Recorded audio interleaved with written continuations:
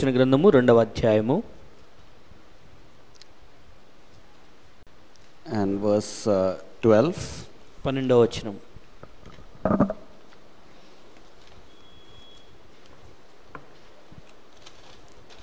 So here we have the church in Pergamos. పెర్గమస్లో ఉన్నటువంటి సంఘం గురించి రాస్తున్నది.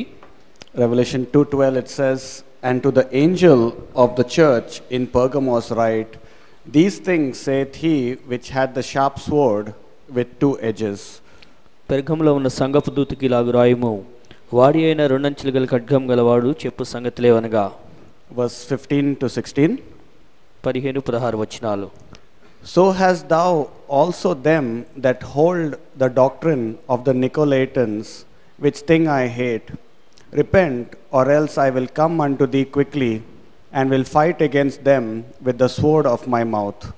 అటువలనే నికోలాయిట్ల బోధన అనుసరించి వారు నీలో ఉన్నారు. కావున మారు మనసు పొందుము, లేని ఎడల నేను నీ యుద్ధకు త్వరగా వచ్చి నా నోటి నుండి వచ్చు ఖడ్గము చేత వీరితో యుద్ధము చేసేదను. Today we learn about the doctrine of the Nicolaitans. ఈ రోజున ఈ నికోలాయితుల యొక్క బోధన గురించి నేర్చుకుందాం. God must be given the free course in people's lives without us controlling them. ప్రజల యొక్క జీవితాల్లో ఎవరి యొక్క స్వాధీనం అనేటువంటిది లేకుండా దేవుడు అనేటువంటిది కార్యాలు స్వేచ్ఛగా జరిగేటట్లుగా చేయాలి. When we control people, then it displeases God. ఎప్పుడైతే మనం ప్రజల్ని మన యొక్క బంధత్వంలో పెట్టినట్టు చేస్తామో అది దేవునికి దుఃఖం కలిగించేటట్లుగా ఉంటుంది. We also try to control people and make people submit to us forcefully.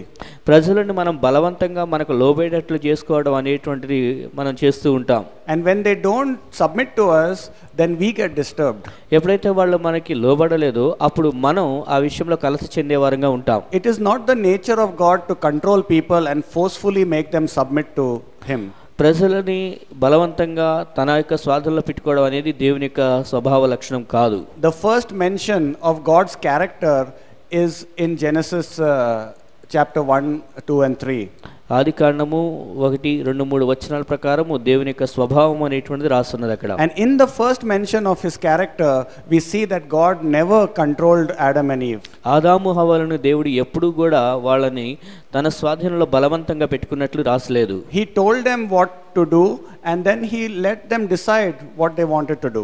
వారికి ఏం చేయాలనే విషయాన్ని తెలియజేసి ఇక వాళ్ళు ఏం చేసుకుంటారనే దాని విషయంలో నిర్ణయాన్ని వాళ్ళ చేతులకు వదిలిపెట్టాడు. So we should never control anybody and let them make the decisions that they have to make and stand and fall before God. అలాగే ప్రజల జీవిత విషయంలో కూడా మనం ఎవరిని కూడా బలవంత పెట్టకుండా వారి యొక్క సొంత నిర్ణయాలు వారు తీసుకొని వారు దేవుని ఎదుట పడిపోతారా నిలబడతారా అనేది వాళ్ళ యొక్క చేతుల మీద ఉన్నట్లుగా మనం వదిలిపెట్టాలి. We would like to have them make decisions that are godly decisions, but they have their own free volition.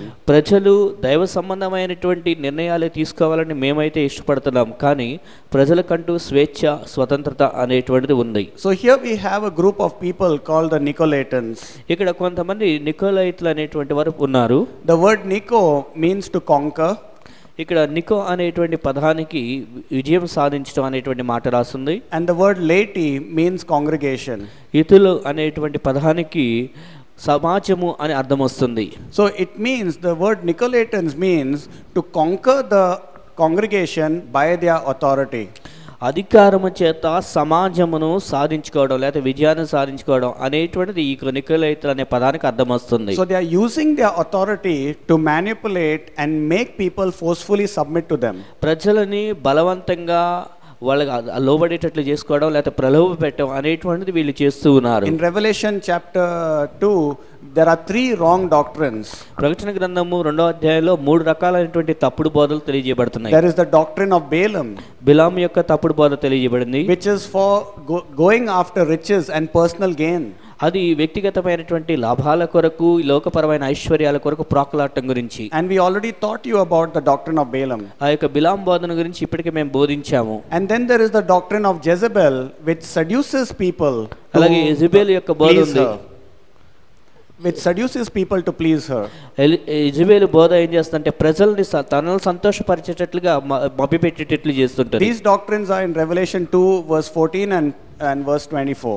ఇప్పుడు ప్రకటన గ్రంథం 2వ అధ్యాయము 14:24లో విషయం చెప్పబడింది. And the third wrong doctrine is the doctrine of the Nicolaitans, which is to play God in people's lives. అలాగే ఈ యొక్క మూడవది ఏంటంటే నికోలాయిత్ అనేటువంటి బోధ, ఇది ప్రజలతో ఆటలాడుకునేటువంటిదిగా వాళ్ళని మభ్యపెట్టుకునేదిగా ఉంటున్నది. And believers in the church age can be living in any one of these doctrines which will displease God. దేవుణ్ణి విశ్వాసులైనటువంటి వారు దేవుణ్ణి సంతోషపరచకుండా ఇలాగ ఏదో ఒక బోధలో ఉంటూ ప్రజలు విశ్వాసులు ఉంటారు. So the doctrine of the Nicolaitans can apply to anyone who has authority over their life. ఈ యొక్క నికోలాయితులు అనేటువంటి ఒక బోధ ఎలా ఉంటుందంటే అధికారంను బట్టి వారు ప్రజల్ని వారి స్వాధీనంలో పెట్టుకునేట్టుగా ఉంటారు. It could apply to the pastor and the elders. అది పాస్టర్ గారికైనా సంఘ పెద్దలకైనా అలా జరుగుతుంటది. It could apply to the deacons and the staff members. అలాగే స్టాఫ్ మెంబర్స్ లేకపోతే డీకన్స్ అనేటువంటి వాళ్ళు ఎవరున్నారో వాళ్ళకి కూడా జరుగుతుంటది. It could apply to the dorm in charge. అలాగే డామ్ లో ఉన్నటువంటి ఇన్ఛార్జ్ కైనా ఇలాంటి సంఘటన జరిగింది. It could apply to the Bible college faculty. అలాగే బైబిల్ కాలేజీలో ఉన్న ఫ్యాకల్టీకి కూడా అది వాళ్ళు కూడా అన్వయించుకోవాల్సింది. They have been given authority and they misuse that authority to manipulate and control people. అధికారము అనేటువంటిది ఉంటుంది. అయితే ఇవ్వబడినటువంటి అధికారమును దుర్వినియోగపరుచుకుంటూ ప్రజల్ని తమ స్వాధీనంలో ఉంచుకుంటూ ఉంటారు. It could apply to the husband who manipulates his family. అలాగే భర్త ఉంటే తన కుటుంబాన్ని తన యొక్క మాటల్లో మభ్యపెట్టుకోవడం అనేది వంటిది భర్త విషయంలో జరుగుతుంటది. It could apply to a wife who manipulates the children. అలాగే భార్య కూడా తన యొక్క పిల్లల్ని ఆ విధంగా చేస్తూ ఉంటుంది. It could apply to a boyfriend who manipulates the girlfriend. అలాగే పిల్లలు బాయ్ ఫ్రెండ్ గర్ల్ ఫ్రెండ్ కూడా అలా చేస్తూ ఉంటాడు. It could apply to anyone, even in a company. అలాగే కంపెనీలో కూడా ఇలాంటివి జరుగుతూ ఉంటాయి. The employer controls the employee. ఎవరంటే ఈ యొక్క ఎవరైతే ఎంప్లాయీ ఉంటాడో పనిచేసేటువంటి యజమాని పని వాళ్ళని ఆ విధంగా తన స్వాధీనంలో ఉంచుకోవాలని చూస్తాడు. It could apply to a rich person who manipulates a poor person. ధనవంతుడైనటువంటి వాడు పేదవాడి విషయంలో కూడా అలా చేస్తూ ఉంటాడు. It could apply to a strong-willed person who is very strong in their emotions and in their will and manipulates a weak person. అలాగే ఎవరైతే బలవంతులైనటువంటి వాళ్ళు ఉంటారో బలహీనులైనటువంటి వారిని వాళ్ళ స్వాధీనంలో పెట్టుకోవాలని కూడా చూస్తూ ఉంటారు. So in the spirit we can have the doctrine of the Nicolaitans working in our lives. కాబట్టి మనలో కొన్నిసార్లు ఈ నికోలాయితు అనేటువంటి బోధన అనుసరించే విధానం అనేటువంటిది కనబడుతూ ఉంటున్నది. When we manipulate people and dominate over people, we are not displaying the gentleness of Christ. ఎప్పుడైతే మనము ప్రజల మీద అధికారాన్ని చలాయించాలని ప్రయత్నం చేస్తూ ఉంటామో అప్పుడు క్రీస్తు యొక్క సాత్వికమును మనం ప్రజల ముందు కనపరచకుండా ఉంటున్నాం. Time and time again we have done these things, but we should not repeat it. అవి మనం అప్పుడప్పుడు చేస్తూ ఉంటాం, కానీ ఇక మీదట అవి జరగకుండా చూసుకోవాలి. Because everyone are in the process of growing and learning. ఎందుకంటే మనందరము కూడా ఎదుగుచూ ఉన్నటువంటి యొక్క అభివృద్ధి క్రమంలో ఉన్నాం. And if we dominate people, it is not the character of God and it is not the fruit of the Spirit also. ఎవరైనా మనము అధికారం చలాయించాలి అని చూస్తే అది ఈ యొక్క ఆత్మ సంబంధమైన ఫలము కాదు, అది దేవుని యొక్క స్వభావం కూడా కాదు. Some people are very good at words and they manipulate people with their words, with their worldly wisdom. కొంతమంది లోకపరమైన జ్ఞానం కలిగిన వారై వారి ప్రజలను వాళ్ళ యొక్క మాటలతో మభ్యపెడుతూ ఉంటారు. And so our life must be a life that is bearing the fruit of kindness and gentleness towards others. అయితే మన జీవితం మాత్రం ఈ యొక్క జీవితంలో ఇతరుల పట్ల సాత్వికమును చూపించేటువంటి జీవితంగా ఉండాలి. Saul dominated over David and misused his authority.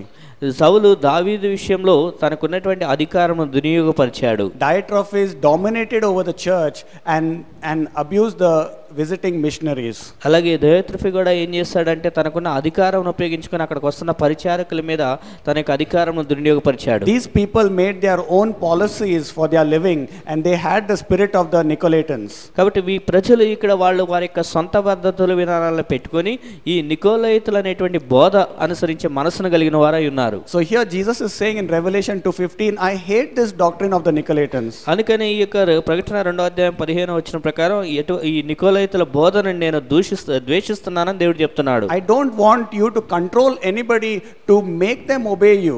నీకు లోబడేటట్లుగా చేయటం అనేటువంటిది నాకు ఇష్టం లేదు అని దేవుడు చెప్తున్నాడు. And so let people obey you joyfully rather than by your compulsive words. నీ యొక్క అధికారపూర్వకమైన పదాల కన్నా కూడా ప్రజలు నీ యొక్క వారు ఆనందపూర్వకంగా లోబడేటట్లుగా నీవు చేసుకొనుము. If you don't obey me, I will not give you a position in the front line of the church. ఇగో నువ్వు నాకు లోబడకపోయినట్లయితే సంఘంలో నేను మొదటి వరుసలో నీకు ఇవ్వాల్సిన హోదాని స్థానాన్ని నేను కల్పించనన్నట్లుగా ఉంటాం. If you don't obey me, I will not make food for you. ఇగో నువ్వు నాకు లోబడకపోతే నేను నీకు ఆహారం వండను అన్నట్లుగా చేస్తుంటాం. If you don't obey me, I will tell pastor. నువ్వు నాకు లోబడకపోతే నేను పాస్టర్ గారికి చెప్తాను అన్నట్లుంటాం. And many kind of manipulating words we can show to people, which is the spirit of the Nicolaitans. ఈ యొక్క నికోలైతుల బోధ పద్ధతిని అనుసరించేటువంటి విధానాలు మనలో అనేక రకాలుగా ఉంటాయి. A cruel employer will forcefully make the employees to submit to him. క్రూరమైనటువంటి యజమాని ఏం చేస్తాడంటే తన యొక్క పనివారిని బలవంతంగా తనకు లోబడేటట్లు చేసుకుంటూ ఉంటాడు. And the employees have no other option but to be there in the company because they need the money. అయితే పనివారికి డబ్బులు అవసరం కాబట్టి ఇంకా వేరే అవకాశం లేక వారు అక్కడ ఉంటూ ఉంటారు. They take advantage of the people's weaknesses. ప్రజలకున్న బలహీనతను బట్టి అధికారులు దాన్ని ఒక వారి కొరకు ఒక సానుకూలంగా వాడుకుంటారు. So the employee says, "Arey, just let us submit to him and he will be quiet, others he will not give us salary." ఎందుకంటే ఉద్యోగంలో పనిచేస్తున్నటువంటి వాళ్ళు ఏమనుకుంటారంటే యజమానికి మౌనంగా లోబడదాం, లేకపోతే ఇతను మనకు రావాల్సిన జీతాన్ని ఇవ్వడు అన్నట్లుగా మౌనం అయిపోతారు. But if the employer is a friend to the employee will enjoy serving him. అయితే ఆ యొక్క యజమానుడికి ఒక పనివాడు స్నేహితుడు లాగా ఉన్నాడు అనుకోండి, చేసే పనిలో కూడా ఆనందంగా పనిచేస్తాడు. Seek to be a friend of the people that are under you. ప్రజలు నీ క్రింద ఎవరైతే ఉన్నారో వాళ్ళు నీకు స్నేహితులుగా ఉండేటట్లుగా చూసుకునుము. We should not be like the Nicolaitans who take pride in themselves and do not sit with the people. ప్రజలతో కూర్చోలేనటువంటి నికోలైతులాగా గర్వంగా మనం ఉండకూడదు. We do not have a heart to understand the people's backgrounds. ప్రజల యొక్క విషయాలను అర్థం చేసుకోలేని విధానంలో హృదయాలు కలిగి ఉండకూడదు. We just want them to submit to us without us befriending them. వారి మీద ప్రజల మీద మనం ప్రజలకి స్నేహంగా లేకుండా వారు మనకు లోబడి ఉండాలి అన్నట్లుగా మనం అనుకుంటాం. We must take the risk of condescending towards the people. ప్రజల పట్ల మనం తగ్గింపు తగిలిన వారమై ఉండాలి. Condescending means that I am going to sit with them and identify with them in my humility. దీన దశలో తగ్గించుకోవడం అంటే ప్రజల యొక్క స్థాయిలోకి దిగి వారితో కలిసి ఉండటం అనేటువంటి విధానం. Even though they are inferior to me, వారు నాకన్నా చిన్నవాళ్ళు అయినప్పటికీ కూడా. And it is a risk of condescending. అది తగ్గించుకునే విషయంలో దానికి ఒక రిస్క్ అనేటువంటిది ఉంటుంది. It's a risk because people will misunderstand you. ఎందుకంటే ప్రజలు నిన్ను తప్పర్థం చేసుకుంటారు. People will say, this is your weakness, this is not supposed to be done, you are such a dignified person. నువ్వు చాలా హోదాలో కలిగినటువంటి వ్యక్తివి, నువ్వు ఈ విధంగా ఉండకూడదు అని ప్రజలు నీ గురించి అంటారు. And people will be familiar with you maybe. ప్రజలు నీతో చులకన భావం కలిగి ఉంటారు అనుకుంటాం. And people may even conspire against you. ప్రజలు నీ మీద కుట్ర పన్నుతారు.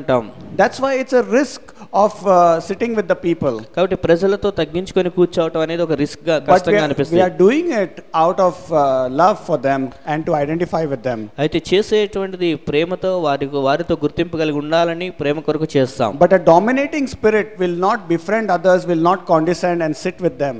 అయితే అధికారం చలాయించేటువంటి మనసు మాత్రం అలాగా ప్రజల కొరకు తగ్గించుకోదు, ప్రజలతో కలిసి కూర్చోలేదు. That's why the Lord says, I hate them. They are only talkers, but they are not humble and lowly. అందుకని ప్రభు ఏమంటున్నాడంటే వాళ్ళని నేను ద్వేషిస్తున్న కారణం ఏంటంటే వాళ్ళు కేవలం మాటలు చెప్పేవాళ్ళే కానీ తగ్గించుకునే వాళ్ళు కాదని చెప్తున్నాడు. God wants us to win people by grace and truth. కృపచేతను సత్యము చేతను ప్రజల్ని మనం సంపాదించుకోవాలని దేవుడు చెప్తున్నాడు. Not by legalism and liberalism. ఏదో చట్టరీత్యా నిబంధనలను పెట్టుకొని దాని ద్వారా చేసుకోవడం కాదు. That was not the nature of God in the garden. ఆ యొక్క ఏదైనా వనంలో దేవుని యొక్క స్వభావం అది కాదు. He did not say you must eat of the tree of life. నువ్వు యొక్క ఆ ఫలాన్ని తినకుండా ఉండాల్సిందే అన్నట్లు అక్కడ ఏం చెప్పలా. If that is not the nature of God, it should not be our nature. దేవుడే ఈ బలవంతం పెట్టేటువంటి స్వభావం కలిగి లేడు అంటే మనలో కూడా అలాంటి స్వభావం ఉండకూడదు. When we do not control people, we are so liberated. ఎప్పుడైతే ప్రజల్ని మనం బలవంతం పెట్టకుండా ఉంటామో అప్పుడు ప్రజలు స్వేచ్ఛగా ఉంటారు. A parent who controls the child is full of tensions. ఎప్పుడైతే తల్లిదండ్రులు పిల్లల్ని ఎప్పుడు వాళ్ళ స్వాధీనంలో ఉంచుకుంటారో అప్పుడు చాలా ఒత్తిడికి కూడా గురవుతూ ఉంటారు. My child is not obeying me. నా పిల్లలు నా మాట వింటలేదని బాధపడతారు. My child is going astray. నా పిల్లలు దారి తప్పి తొలగిపోతున్నారంటారు. But if the parent gives grace and prays for the child, maybe the child will get changed. అయితే తల్లిదండ్రులు పిల్లల పట్ల కృప కలిగి వారికి దయ చూపిస్తే సమయం ఇస్తే పిల్లల్లో మార్పు వస్తుంది. Maybe the child will come back to God. బహుశా యొక్క పిల్లలు దేవుని కొరకు తిరిగి వస్తారు. God does not want to change the child sometimes because he wants to change the parent. ఒక్కోసారి తల్లిదండ్రుల మనసును మార్చడం కోసం వెంటనే పిల్లల మనసును దేవుడు మార్చడు. Sometimes God does not add people to the church, maybe because we are controlling them. ఒక్కోసారి దేవుడు మనుషులను కూడా వెంటనే మందిరానికి తీసుకున్నాడు. కారణం ఏంటంటే వాళ్ళని మన యొక్క స్వాధీనంలో బలవంతంగా పెట్టుకుంటాం God కాబట్టి. wants us to be full of grace. దేవుడు మనల్ని ఎప్పుడు కూడా పరిపూర్ణమైన కృప కలిగిన వారమై ఉండాలని కోరుచున్నాడు. And filled with the nature of truth and grace in our heart. ఈ యొక్క కృపా సత్యం అనేటువంటి స్వభావంతో మనం నింపబడి ఉండాలని దేవుడు కోరుచున్నాడు. We just tell them the best option, but it is up to them to obey. ప్రజలకి మనం సరైన శ్రేష్టమైన విధానాన్ని తెలియజేస్తాం. ఆ తర్వాత లోబడటం అనేటువంటిది ప్రజల యొక్క తీర్మానం మీద ఆధారపడి ఉంది. So bona fide authority will only counsel people, but they will not control people. ఈ యొక్క ఇవ్వబడిన అధికారంలో ఉన్నటువంటి వ్యక్తి కేవలం సలహా మాత్రం ఇవ్వాలి కానీ ఆ ప్రజల్ని బలవంతంగా స్వాధీనంలో పెట్టుకోకూడదు. We tell people how they need to dress up, but it is up to them how they need to dress up. ప్రజలు ఏ విధంగా వస్త్రధారణ కలిగి ఉండాలో మేము తెలియజేస్తాం. అయితే అది ఏ విధంగా వాళ్ళు వేసుకుంటున్నారు అనేది వాళ్ళ మీద నిర్ణయం మీద ఆధారపడి ఉంది. We can't go to their cupboard and remove all the clothes from their cupboard which we don't like. మనం కబోర్డ్ దగ్గరికి వెళ్ళి మనకి ఇష్టం లేని బట్టలను తీసేసేయలేము. We can't go to their houses in their rooms and be with them and correct them 24/7. 24 గంటలు కూడా ఇంటికి వెళ్ళి వాళ్ళతో పాటు ఉండి వాళ్ళని సరి చేస్తూ మనం ఉండలేము. We cannot control people by ourselves. Let them fall and stand before God. మనం ప్రజల్ని మన స్వాధీనంలో పెట్టుకోలేము కానీ ప్రజలు దేవుని ముందు ఉండి దేవుని ఎదుట నిలబడతారా పడిపోతారా అనేది వాళ్ళ తీర్మానం కలిగి ఉండేటట్లు చూడాలి. We can only teach people how to live a disciplined life in their homes, but we cannot force them to pray. We cannot force them to read the Bible. ప్రజలని కేవలం సరైన విధానంలో ఏ విధంగా జీవించాలో వాళ్ళకి క్రమశిక్షణ కలిగిన సలహా ఇవ్వగలం కానీ వాళ్ళని బలవంతంగా ఆ విధంగా దారిలోకి తీసుకురాలేము. We cannot make rules for them that are displeasing to God. వారు దేవుణ్ణి సంతోషపరచకుండా ఉన్నటువంటి విషయాలను గురించి వాళ్ళని మనం బలవంతం చేయలేము. You have to marry only within our denomination, otherwise I will not marry you. ఒకవేళ మా డినామినేషన్ల వాళ్ళనే నువ్వు పెళ్లి చేసుకోవాలి లేకపోతే నీ పెళ్లి మేము చేయము అన్నట్టుగా కూడా చెప్పకూడదు. The only rule for marriage is God has to approve of that marriage and it has to be a believer.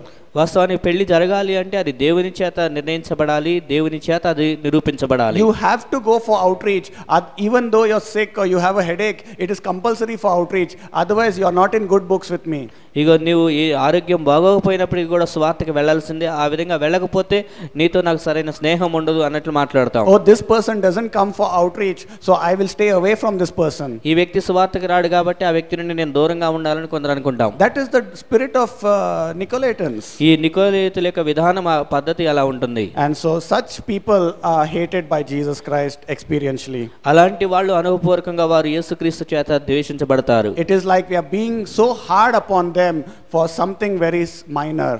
అది చిన్న చిన్న విషయాలకు కూడా వాళ్ళ మీద మనం కష్టంగా కఠినతరంగా ఉంటూ ఉంటాం. It is like as though they have committed the unpardonable sin. ఏదో సహించుకోలేనటువంటి క్షమింపరాని పాపం వాళ్ళు చేశారన్నట్లుగా ఉంటాం. And Jesus is saying we have to repent, otherwise I will fight against them with the sword of my mouth. యేసుక్రీస్తు వారు ఏమంటున్నారంటే ఆ విషయంలో నువ్వు మారుమనసు పొందాలి లేకపోతే నా ఖడ్గమును ఉపయోగించి నేను నీతో యుద్ధం చేస్తాను అంటున్నాడు. Why Jesus is saying with the sword of my mouth, not the sword in my hand? నా నోటి నుండి వచ్చే ఖడ్గము చేత నేను ఎందుకన్నాడు, చేతిలో ఉన్న ఖడ్గం కాదు. Because God's mouth is like a sword. ఎందుకంటే దేవుని యొక్క నోటి మాటలే ఖడ్గం లాగా ఉంటుంది. God does not have to fight with his hands. He just have to say the word and things will happen. ఆయనకి చేతులతో పోరాడాల్సిన పని లేదు కానీ ఆయన మాట చెప్తే చాలు పనులు జరుగుతాయి. That means he will sharply rebuke us when we meet him in heaven. అంటే మనం దేవుని కలిసినప్పుడు ఆయన నిజంగా ఆయన మాటలతోనే గద్దిస్తాడు. In Pergamos church he says, I am the one who has the two-edged sword with me. ఈ యొక్క పెర్గమ సంఘానికి ఆయన ఏమంటున్నాడంటే నేను రెండంచులు కలిగిన ఖడ్గం కలిగి ఉన్నాను అంటున్నాడు. Do we want sharp rebukes from Jesus when we meet him? యేసుని కలిసినప్పుడు మనకి ఆ యొక్క గద్దింపుతో కూడినటువంటి మాటలు మనకు అవసరమా? Thou wicked and slothful servant. నువ్వు దుష్టుడు అపనమ్మకమైనటువంటి లేకపోతే సోమరివైనటువంటి దాసుడు అని చెప్పించుకోవాలనుకుంటున్నామా? Are we prepared for that because of our fleshly life? మనకున్న శరీరానుసారమైన జీవితాన్ని బట్టి అలాంటి మాటలు వినాలని మనం అనుకుంటున్నామా? Or God can just say the word to Satan trouble this person and it will happen. లేకపోతే సాతానుడికి అనుమతిస్తాడు, ఇగో ఈ వ్యక్తిని నువ్వు కలవరపెట్టని, అది జరుగుతూ ఉంటుంది. By his words he can be against us.